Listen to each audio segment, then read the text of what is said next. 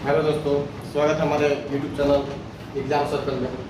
तो पिछला सेशन में जैसे हम लोग 1 से 10 क्वेश्चन किए थे, तो आइए उसको और बोले थे कि उसका पार्ट 2 लाएंगे और उसको कंटिन्यू किया जाएगा। तो आज उसी का अगला सेक्शन है। तो आइए आज ये अच्छे क्वेश्चन है, अच्छे लेवल के क्वेश्चन है। हम जब भी क्वेश्चन लाते हैं तो मतलब पॉइंट ऑफ एग्जाम उसी व्यू से क्वेश्चन आता है। तो हर क्वेश्चन में देखिए, आइए देखा जाए। तो 11 नंबर क्वेश्चन देखिए, इसमें बोल रहा है 11 क्वेश्चन है कि ए प्लस बी तथा B plus C and C plus A किसी काम को 12, 15 और 20 दिन में करते हैं। ठीक, तो ज्ञात करें कि वे मिलकर पूरा काम कितने दिन में पूरा करेंगे। आइए देखते हैं। ए प्लस बी अगर साथ में आएगा तो उस काम को 12 दिन में, बी प्लस सी आएगा उसी काम को 15 दिन में, और सी प्लस ए आएगा तो सेम काम को उसको करने में कितना लग जाएगा, 20 दिन। तो बताए थे कि इसका एक एलसीएम लेकर टोटल वर्क एज्यूम किया जाता है। जैसे मान लीजिए कि 12, 15 और 20, इसका एलसीएम कितना होगा, 60 होगा। मान के चलो ये बताए थे कि 60 ईंट बनाना है और ए प्लस बी मिल के गया है तो 12 दिन उसको लगा है। इसका मतलब ये प्रतिदिन कितना बना रहा है, तो प्रतिदिन ये इनका क्षमता है 5 ईंट बनाने का। बी प्लस सी अगर 15 दिन में बना रहा है तो इनका क्षमता है कितने का, 4 का। यानी रोज रोज ये डेली कितना बना रहे हैं, 4 ईंट बना रहे हैं। सी प्लस ए की बात करें तो इनका क्षमता रोज का कितना हो जाएगा, 3 हो जाएगा। अब बोल रहा है कि ये तीनों मिलकर, तो अगर तीनों को एक बार जोड़ते हैं तो देखिए तो कितना होता है, 5 और 9 और 3 12। लेकिन 12 में देखिएगा तो देखिए एक बार ए यहाँ पर भी आ गया था, उसका भी क्षमता जोड़ाया है, और यहाँ पर भी उसी तरह बी यहाँ पर, उसी तरह सी जो है इसका भी क्षमता 2 बार जोड़ा गया है। यानी 2 बार ए आया है, 2 बार बी और 2 बार सी। तो ए प्लस बी प्लस सी 2 बार का क्षमता 12 है। तो आप बताइए एक बार का क्षमता इनका कितना हो जाएगा, 12/2, 12/2 यानी कितना हो जाएगा, 6। यानी हम कह सकते हैं कि ए प्लस बी प्लस सी अगर एक साथ चाहेंगे तो एक दिन में 6 ईंट बनाना शुरू कर देंगे। अब हमको बनवाना कितना है, तो 60 ईंट। तो टाइम कितना लग जाएगा, टाइम बराबर होता है हमेशा टोटल वर्क, यानी कितना काम करवाना है। तो हमको 60 ईंट बनवाना है, इनका क्षमता कितना है, 6। तो 6 से भाग दे दो, कितना आया, 10 दिन। जो भी हो कितना, 10 दिन। हमारा ऑप्शन क्या हो जाएगा, ऑप्शन ए। ठीक, आइए अगला क्वेश्चन देखते हैं।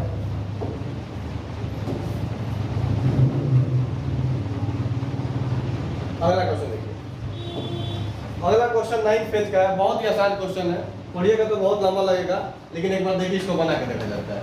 क्वेश्चन ये बोल रहा है कि एक टैंक को ठंडे पानी वाला पाइप तथा गर्म पानी वाला पाइप अगर अलग अलग भरे तो एक भरेगा 10 मिनट में, तो दूसरे को लगेगा 15 मिनट। ठीक, क्या हुआ कि घटना ये हुआ कि एक व्यक्ति दोनों पाइप को एक साथ खोला, एक साथ खोलकर बाथरूम से बाहर चला जाता है, चला गया ब्रश वगैरह करने, तथा वो उस समय पर वापस आता है जब तक टैंक का जो पानी है, मतलब उसमें जो टैंक है जो भर जाना चाहिए। यानी एग्जैक्ट उसको पता होता है कि इस टाइम पे रोज भर जाए तो भर जाना चाहिए। लेकिन क्या होता है कि वापस आने पर उसे क्या देखता है कि टंकी तो अभी खाली है, यानी एक पाइप खुला रह गया था, यानी जितना पानी उस टैंक में होना चाहिए था उतना पानी नहीं है। तो बोलता है कि वो उसे बंद कर देता है। जब उसे बंद करता है तो अगला जस्ट 4 मिनट में देखता है कि टंकी भर जाती है। तो बोल रहा है कि अगर ज्ञात कीजिए कि उसको अगर खाली करने वाला पाइप खोल दे तो अगर भरा हुआ टैंक है तो उसको कितना देर में खाली कर देगा। बस यही क्वेश्चन था।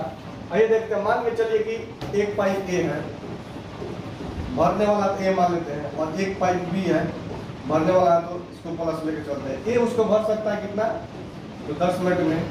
बी उसको भर सकता है कितना, बी उसको 15 मिनट में, तो 15 ले लिए। मान के चल जो तीसरा है उसको सी मान लेते हैं, खाली करने वाला है। सी का हमको पता नहीं है कितना देर में भरेगा, तो उसको एक्स मान लेते हैं। अब बताइए कि 10 और 15 का एक एलसीएम लेकर अभी बता रहे हैं कि मान लीजिए काम 30 ले लेते हैं। ठीक, तो अब बताइए कि अगर 10 के हिसाब, अगर 10 मिनट में ये भर रहा है ए वाला, तो कितना इसका क्षमता है, तो 3 है। कोई ज्यादा डिफिकल्ट क्वेश्चन नहीं है, देखिए। अगर 15 मिनट में ये भर रहा है तो इसका भरने का क्षमता कितना हुआ, 2। अब बताइए, बोल रहा है कि वो उसी टाइम वापस आता है जब टाइम भर देना चाहिए। तो जो टाइमिंग है भरने का, 30 लीटर भरना था, 3 है 2, टोटल क्षमता कितना हो गया, 5। यानी 5 कितना मिनट के बाद भर जाना चाहिए था, 6 मिनट। लेकिन 6 मिनट में पानी नहीं भरा था। इसलिए नहीं भरा था क्योंकि उसमें क्या हो गया था कि एक पाइप खुला रह गया था। तो खुला रह गया था तो उसको बंद कर दिया। अब बोला कि अगला 4 मिनट में टैंक भर गया। एक बात बताइए, तो अगला जो 4 मिनट था उसमें तो 3 या 2 5 के हिसाब से पूरा पानी जाएगा। तो अगला जो 4 मिनट का जो काम है, 4 मिनट में कितना भरेगा? 4 × 5 = 20। यानी अगर 30 लीटर का टंकी है तो अगला 4 मिनट में कितना पानी भर दिया? 20 लीटर। यानी कहने का अर्थ है ये जो 6 मिनट में था कितना पानी मात्र भरा था?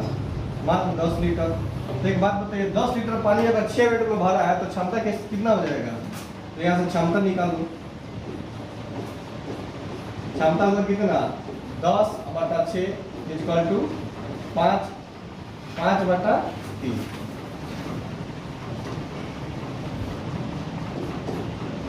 5/3। यानी कहने का अर्थ है ये जो क्षमता है A + B और -C, ये तीनों का क्षमता मिला है तो कितना क्षमता है? 5/3। क्योंकि ये शुरुआत में 6 मिनट इसी हिसाब से पानी गया है। अब A + B का क्षमता कितना है? 5 है। तो 5 - C यानी 5 - C बराबर कितना होगा? 5/3। यानी C का क्षमता कितना हो गया? 5 - 5/3। 3 × 5 = 15 में से 5 गया यानी 10/3। यानी कहने का अर्थ है C जो है हर मिनट में 10/3 पानी निकालता है। तो पूछ रहा था कितना देर में खाली करेगा, तो C बराबर कितना हो जाएगा? टोटल 30 लीटर का टंकी था, इसका क्षमता था 10/3, तो ऊपर चल जाएगा यानी टोटल उसको 9 मिनट लगेगा। ठीक, ये कोई खास क्वेश्चन नहीं था। इस टाइप का क्वेश्चन जब एग्जाम देखिए, आसान हो या डिफिकल्ट हो जो भी हो, शुरुआत में अटेम्प्ट नहीं मिला होता है। क्योंकि मान लीजिए अगर क्वेश्चन में आप आधा बना के गए फिर फंस गए तो दिक्कत हो जाएगा। तो ये क्वेश्चन लास्ट अटेम्प्ट के लिए सही होता है। ठीक, अगला क्वेश्चन देखते हैं। अगला जो क्वेश्चन है, अगला क्वेश्चन 30 नंबर है। देखिए अगला क्वेश्चन बोल रहा है कि एक व्यक्ति ने आंशिक रूप से 4 किलोमीटर प्रति घंटा की रफ्तार से पैदल चलकर तथा और आंशिक रूप से 9 किलोमीटर प्रति घंटा की रफ्तार से साइकिल पर चलकर 9 घंटा में टोटल 61 किलोमीटर का दूरी वो तय किया।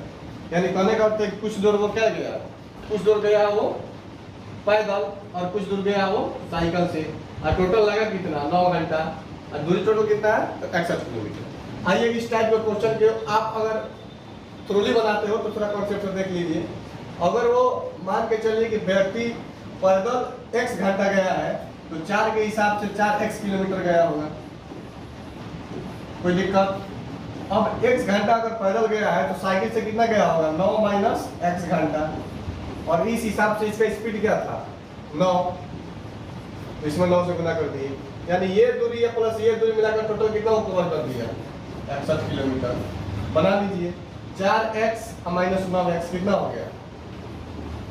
-5x। 9 × 9 = 81 + 81 = 61।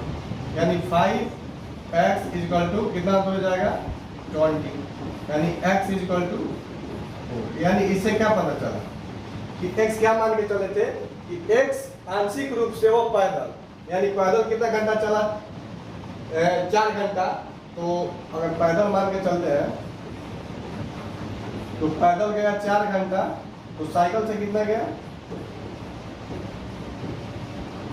साइकिल से गया 9 में से 4 गया 5 घंटा। अब बोल क्या रहा है कि पैदल चलकर कितनी दूरी तय की? 4 का स्पीड है, सॉरी 4 घंटा चला 4 के स्पीड से, तो पैदल कितना दूरी जाएगा? दूरी बराबर होता है 4 × समय। 4 कितना है इसका? 4 किलोमीटर पर घंटा हो गया, 4 घंटा ही, तो 4 चौका 16। तो ये हो गया प्रोसेस, ठीक है ना। लेकिन इसको आप चाहिएगा तो एलिगेशन मेथड से भी बना सकते हैं। एलिगेशन का अप्रोच क्या होता है उसको देखिए। देखिए एलिगेशन कैसे बताएगा इसमें कि मान के चलो अगर वो व्यक्ति 4 किलोमीटर पर घंटा के हिसाब से 9 घंटा अगर पैदल ही चला रहा था, तो अगर वो पैदल चला रहा था मान के चलो तो कितना दूरी गया रहा था? तो कहते सर 4 के हिसाब से 9 घंटा चलेगा तो पैदल वो 36 किलोमीटर गया रहा था। ठीक, अब दूसरा नहीं बोल रहा है कि नहीं, हम मान के चलते क्या वो साइकिल से ही गया रहा था, तो साइकिल से 9 के हिसाब से अगर 9 घंटा चलता तो साइकिल से कितना हो जाता? तो बोलते कि 81 किलोमीटर गया होता। जब इन दोनों के बीच में बोल रहा है कि नहीं रियल में कितना गया है, तो रियल में कितना गया है, 61 किलोमीटर ही गया है। तब इनका निकाल लीजिए डिफरेंस। एलिगेशन में हमेशा बड़ा नंबर से छोटा नंबर घटाया जाता है, इसको ध्यान रखिएगा। 81 में तो 61 जाएगा 20, और ये घटेगा तो 5 25, यानी कितना आ गया 5 चौका 20, 5 बचे 25, यानी ये टाइम का रेशियो आ गया। देखिए कितना लोग है ना ये कंफ्यूजन में रहता है एलिगेशन में, ये नीचे रेशियो क्या चीज का आएगा। एक बात बताओ, ये निकाले हो स्पीड में गुना किए हो तो किलोमीटर पर घंटा, तो जो नीचे रहता है ना उसी का अनुपात आता है। यानी टोटल अगर 4 घंटा पैदल गया है तो 5 घंटा साइकिल से गया है, तो 4 और 5 9 का मान 9 ही दिया था, तो 1 का मान 1, तो 4 का मान 4, तो साइकिल पूछ रहा था कि पैदल, तो पैदल 4 का मान 4 ही हो जाएगा। यानी कितना हो गया, इसका स्पीड था 4 और गुना 4 बराबर 16 किलोमीटर। ठीक, तो इस तरीके से भी बनाया जाता है। तो इससे बेटर लगता है कि आप इसी से बनाइए। ठीक, आइए अगला क्वेश्चन देखते हैं। अगला क्वेश्चन है, ये भी टाइम एंड डिस्टेंस का ही है। ठीक, कि एक चलती हुई रेलगाड़ी किसी 50 मीटर लंबे प्लेटफॉर्म को 14 सेकंड में और एक बिजली के खंभे को 10 सेकंड में पार करती है, तो रेलगाड़ी की 4 किलोमीटर पर घंटा में क्या होगा। ठीक, आप लोग इसको पॉज कीजिए और एक बार बनाने का प्रयास कीजिए। आइए इसको देखते हैं कि 50 मीटर लंबा प्लेटफॉर्म है तो उसको कितना समय लगा। ऐसे देखिए 50 मीटर लंबा प्लेटफॉर्म है तो उसको लगा कितना 14 सेकंड। और बिजली का खंभा का क्या होता है, बिजली का खंभा का लंबाई कितना मानते हैं, 0 मान के चलते हैं। ट्रेन के सामने बिजली या आदमी का लंबाई का क्या महत्व है, कुछ भी नहीं है, यानी उसको कितना मान लेते हैं 0। यानी खंभा का अगर टोटल दूरी 0 मानते हैं, यानी खंभा को पार करने में उसको कितना लगा है 10 सेकेंड। एक बात को समझिए, खंभा 0 है, यानी एक बात को समझिए कि 50 मीटर लंबा प्लेटफॉर्म था, उसमें खुद अपना लंबाई भी ट्रेन पार किया होगा, यानी ट्रेन का लेंथ प्लस 50 मीटर इस दोनों को पार किया तो 14 सेकेंड। यहाँ भी ट्रेन अपना लंबाई प्लस खंभा जिसका 0 मीटर लंबाई उसको पार किया तो 10 सेकेंड। एक बात बताइए, यहाँ 14 सेकेंड और यहाँ 10 सेकेंड है, ये 4 सेकेंड का गैपिंग आया क्यों, इसलिए गैपिंग आया क्योंकि यहाँ बस उसको 4 सेकेंड में खुद के लंबाई को बस पार करना था। यानी कहने का अर्थ है कि 4 सेकेंड में वो क्या किया, अपना लंबाई जो 50 मीटर है, जो खंभा को पार करने गया उसको वही बस समय एक्स्ट्रा लगा। यानी 4 सेकंड में 50 मीटर, तो 1 सेकंड में स्पीड कितना हो जाएगा 50/4 मीटर पर सेकंड। और मीटर पर सेकंड को किलोमीटर पर घंटा में बदलने के लिए क्या करते हैं 18/5 से गुना करते हैं। अब देख लीजिए 18 तक 180/4 कितना हो जाएगा 45 किलोमीटर पर घंटा। यानी सवाल का आंसर कितना हो जाएगा ऑप्शन डी। ठीक, अगला क्वेश्चन देखिए ये क्वेश्चन है आपका ज्योमेट्री से क्वेश्चन है। देखिए हर क्वेश्चन अच्छा लगता है, ठीक है ना, आप हर क्वेश्चन एग्जाम में सब इस टाइप के क्वेश्चन हमेशा आते रहता है। जैसे क्वेश्चन में देखिए बोला क्या है कि ए बी सी में कौन बी पे समकोण है। ठीक है, एक ट्रायंगल लिए, बी पे समकोण बोला है तो बी पे समकोण कर दिए, बाकी बिंदुओं का नाम दे दीजिए। बोल रहा है कि भुजा AC पर D मध्य बिंदु है, AC यहाँ है, यहाँ पे एक मध्य बिंदु है, इसका नाम हम D दे देते हैं। ठीक, यदि AB बराबर 6, ये दिया है 6, BC 8 है, ये दे दिया 8। एक बात बताओ, ये 6 हो और 8 हो तो पाइथागोरस ट्रिपलेट से 6² + 8² = 100 और उसका रूट निकालेंगे तो ये कितना आ जाएगा, ये वाला जो सबसे लंबा है भुजा AC हो जाएगा 10 सेंटीमीटर। अब बोल रहा है कि तो BD की लंबाई क्या कीजिए। देखिए ये इसका मिड पॉइंट है, तो इससे अगर इसको कनेक्ट करें तो BD एक थ्योरम होता है। देखिए अगर राइट एंगल ट्रायंगल में कर्ण का एक मध्य बिंदु हो और इस मध्य बिंदु से राइट एंगल वाले से कनेक्ट करें तो ये क्या हो जाती है कि ये लंबाई और ये लंबाई तीनों बराबर होती है। यानी देखिए इसको इनडायरेक्टली अब ऐसे समझिए, ये हम सेमी सर्कल बना दिए और सबको पता है कि अर्धवृत्त में बना कौन समकोण होता है। तो देखिए ये वाला सेम क्वेश्चन ऐसे समझना है। तो यहाँ से जो होता है देखिए ये वाला त्रिज्या, ये भी त्रिज्या और ये भी त्रिज्या, यहाँ पे क्या होता है राइट एंगल, सेम थ्योरी इसी को पलट के देखिए, अगर यहाँ से ऐसे ऐसे सर्कल खींचेंगे तो ये क्या हो जाएगा, समझिए इसको, ये सर्कल का आधा भाग में यहाँ पे क्या हो जाएगा, मिड पॉइंट हो जाएगा और ये उसका राइट एंगल हो जाएगा। यानी कहने का अर्थ है अगर BD पूछे तो सीधे AC/2, यानी AC कितना था 10, तो 10/2 कितना हो गया 5 सेंटीमीटर। यानी कोई भी ट्रायंगल जैसे आगे दे 3 सेंटीमीटर 4 सेंटीमीटर, वो चाहिए इसका मध्य बिंदु है D पॉइंट, तो 3 4 5 ट्रिपलेट होता है तो BD का मान कितना हो जाएगा 2.5 हो जाएगा। उसी तरह अगर ये 5 दे, ये 12 दे, तो ये कितना हो जाएगा 13 हो जाएगा, तो इसका लंबाई कितना होगा 13 का आधा 6.5। ठीक, तो वही इसका सर्कल रेडियस भी हो जाता है। ठीक, तो इसका आंसर क्या हो जाता है 5 सेंटीमीटर। अगला देखिए, अगला क्वेश्चन है 16 नंबर कि दो वर्गों के विकर्णों का अनुपात, देखिए वर्ग का विकर्ण का अनुपात दे और भुजा का अनुपात दे, चाहे परिमाप का अनुपात दे और एरिया का मतलब अनुपात पूछे तो उसमें क्या नियम होता है। देखिए अगर वर्ग लेते हैं, थ्योरी समझिए, दो गो वर्ग ले लिए और इनके विकर्ण का अनुपात है 5:2। इनका D1 दिया है 5, तो इसका D2 दिया है कितना 2। अब देखिए अगर D दिया है तो इसका एरिया निकालिएगा तो क्या होगा D²/2, यानी D² यानी 25/2 अनुपात D2 निकालिएगा, इसका एरिया निकालिएगा तो कितना होगा D² यानी 4/2, यानी कितना आ गया 2। अब समझिए यही ना था 5:2, यानी इसका एरिया हो गया 25/2, इसका एरिया हो गया 4/2 यानी 2। अब इनका जब रेशियो लीजिएगा कितना 25/2 अनुपात 2, 2 से 2 चल जाएगा तो कितना होगा 25/4। यानी आप डायरेक्टली इसको ऐसे भी सोच सकते थे कि अगर किसी दो वर्ग का भुजा का अनुपात दे, चाहे परिमिति का अनुपात दे, चाहे विकर्ण का अनुपात दे, तो डायरेक्ट एरिया क्या होता है, इसको याद रखिएगा, यहाँ पर लिख देते हैं। डायरेक्ट एरिया बराबर क्या होता है उनके S1/S2 साइड का स्क्वायर का रेशियो हो जाएगा, या उसके पेरीमीटर दे P1/P2 उसका हो जाएगा, या उसके बाद जैसे इसमें विकर्ण दिया था D1/D2 तो इसके एरिया के बराबर हो जाएगा, या उनके अंदर कोई त्रिज्या हो, कोई मतलब सर्कल हो, उनका जो रेडियस हो उनका बराबर हो जाएगा, या बाहर हो R1/R2 उसके बराबर हो जाएगा। तो सिंपल क्वेश्चन था, यानी 5:2 था तो स्क्वायर कितना हो जाएगा 5×5 = 25 और 2 × 4, यानी ऑप्शन बी। ठीक, अगला क्वेश्चन देखिए, अगला क्वेश्चन ट्रिगो से है। ट्रिगो क्या देखिए क्वेश्चन इसमें कि sec 40x - 50, sec 40x - 50 = cosec 50 - x। देखिए एक फॉर्मूला होता है, अगर cosec 90 - θ = sec θ होता है। cosec 90 - θ = sec θ।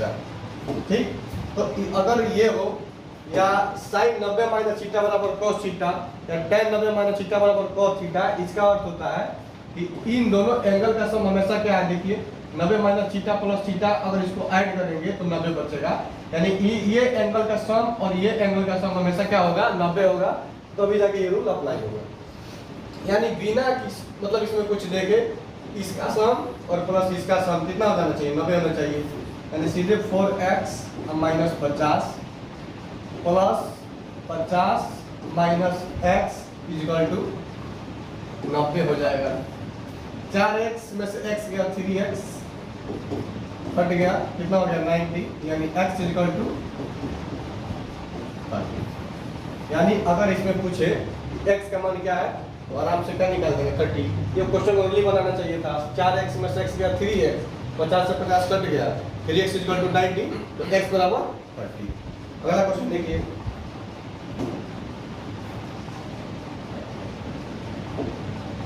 एक महाविद्यालय के 19 लड़कों द्वारा प्राप्त औसत अंक 56 है। अगर लड़का लोग की बात करें तो इनका औसत है 56, यानी हर लड़का 56 नंबर लेके आ रहा है। यदि प्राप्त किए गए अधिकतम अंक तथा न्यूनतम अंक को हटा दिए जाए तो औसत कितना हो जाता है? औसत 2 से घट जाता है। औसत कितना से घट जाता है? 2 से घट जाता है। ठीक, यानी कहने का अर्थ ये है कि उसमें प्राप्त किए गए अधिकतम अंक तथा न्यूनतम अंक यही दो को निकालना है। अधिकतम अंक तथा न्यूनतम अंक का औसत, यानी अधिकतम और न्यूनतम दोनों निकालोगे तो उसमें 2 से भाग दे देंगे तो औसत निकल जाएगा। और देखते हैं 19 को लड़का का, तो इसको ऐसे लिखिएगा 19 लड़का का औसत कितना दिया हुआ है? तो 56 दिया है, तो 56 लिखिए। और इन दोनों को हटा दिया जाए तो जो शेष 17 बचेंगे, 17 लड़के, इनका औसत इसमें क्या हो जाता है? इसमें 2 कम हो जाता है, यानी घट के कितना हो जाता है? 14। लड़का में कितना है कमी? तो 2 का कमी, लड़का में 2 का कमी और औसत में इधर। बस आपको करना कुछ नहीं है, इसको देखिए इन दोनों नंबर को खेल लेना है, 19 को और 54 को, यानी ये दो भाग है, उनका सम क्या होगा? देखिए 54 को गुना कीजिए 2 से, तो 54 गुना कितना होगा? 54 गुना 2 बराबर 1। 54 गुना 2 कितना हो गया? इसको डायरेक्ट लिख देते हैं। 54 गुना 2 और 19 गुना 2 कितना हो गया? 19 गुना 38, यानी 54 गुना 108 प्लस 38 कितना हो गया? 8 8 16 146। यानी इससे ये निकलता है कि ये जो 2 लड़के भागे उनका टोटल सम क्या था? तो 146 था। तो इनका एवरेज पूछे तो क्या हो जाएगा? 146/2 यानी 73 हो जाएगा। और वहीं इसको अगर फुल प्रोसेस से बनाइएगा तो कैसे लिखिएगा? 19 लड़कों का औसत 56 है, तो टोटल सम कितना हो गया?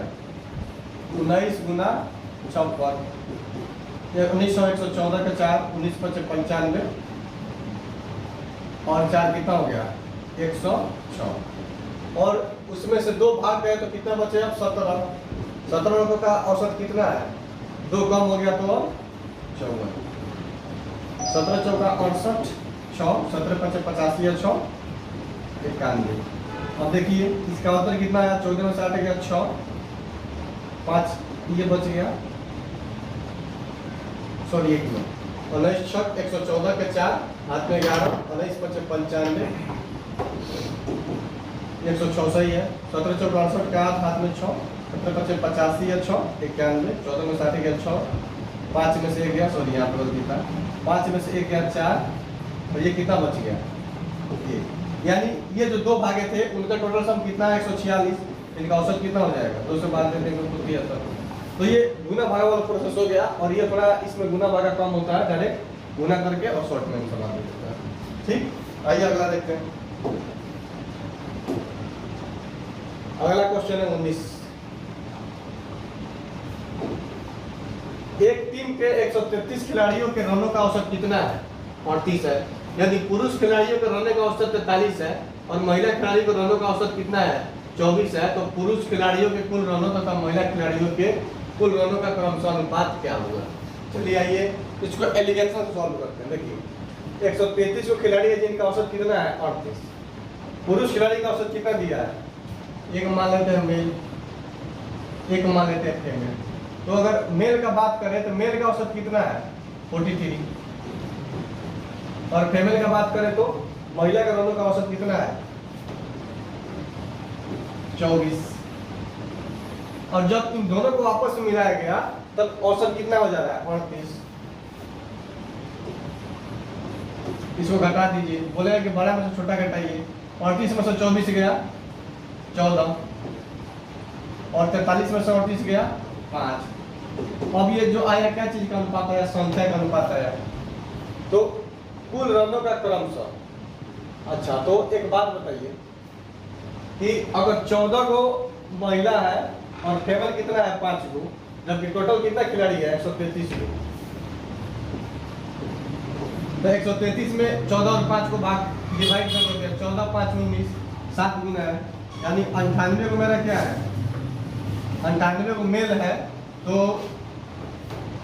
7 5 35 को फीमेल है। यही पूछ रहा था और पूछ रहा है कि कुल रनों, तो महिला खिलाड़ी का रन कितना हो जाएगा? महिला खिलाड़ी का औसत कितना है? तो पुरुष खिलाड़ी तथा महिला खिलाड़ी का औसत, तो पुरुष का औसत चल रहा था 43, यानी 98 गुना 43 रन ये बनाया था रेशियो। तो 35 के हिसाब से इनका औसत क्या था? 24। इनको सॉल्व कर लीजिए, 6 से घटा दीजिए, सॉरी क्या चीज से कट जाएगा? 7 से घटा दीजिए, 7 से कटेगा तो 14 और 7 से कटेगा तो 5, यानी कितना हो गया? 14 तिया और भी कुछ कटेगा क्या? 2 से और कटा दो, 2 से 14, 2 से कटेगा तो 12, यानी 7 3 का 21, यूनिट डिजिट का बन रहा है 301 और उधर 12 5 60। हम यहाँ पे ये बताना चाहते हैं कि औसत में ये 98 और 35 एग्जैक्ट नंबर लाने का कोई जरूरत नहीं था, क्योंकि 14 और 5 के हिसाब से भी बनाते तो इसका रेशियो आराम से आ जाता। यहाँ पे ये ध्यान देने वाला बात है। आगे चलो, लास्ट क्वेश्चन, एक और क्वेश्चन किया जाए। अगला क्वेश्चन है बोट एंड स्ट्रीम से। देखिए ये बोल रहा है कि ए नाव की धारा दिशा में जाते हुए 3 घंटा में 60 किलोमीटर की यात्रा कर सकती है, अतः विपरीत आए तो 5 घंटे में 90 की। तो पूछ रहा है कि यात्रा में स्थिर पानी में नाव की गति धारा में गति का अनुपात क्या है? आराम से समझिए। अगर पानी के दिशा में जाता है नाव तो उसका स्पीड ऑटोमेटिक बढ़ जाता है, और पानी का उल्टा दिशा में आएगा तो थोड़ा उसका जितना धारा का स्पीड है उतना स्पीड, जैसे अगर हम 10 के स्पीड से पानी की तरफ जा रहा है, अगर पानी की 3 के स्पीड से बहना शुरू कर दे तो मेरा स्पीड ओवरऑल 10 3 13 हो जाएगा। वहीं अगर उल्टा चलेंगे तो 10 की स्पीड से हम जाएंगे, 3 के स्पीड से उल्टा ले जाएगा, यानी मेरा ओवर स्पीड घट के 7 आ जाएगा। यानी कहने का अर्थ है अगर हम कहीं 3 घंटे में 60 किलोमीटर गए हैं तो मेरा स्पीड क्या होगा? धारा के दिशा में, यानी मेरा स्पीड प्लस हुआ, यानी x प्लस वाई।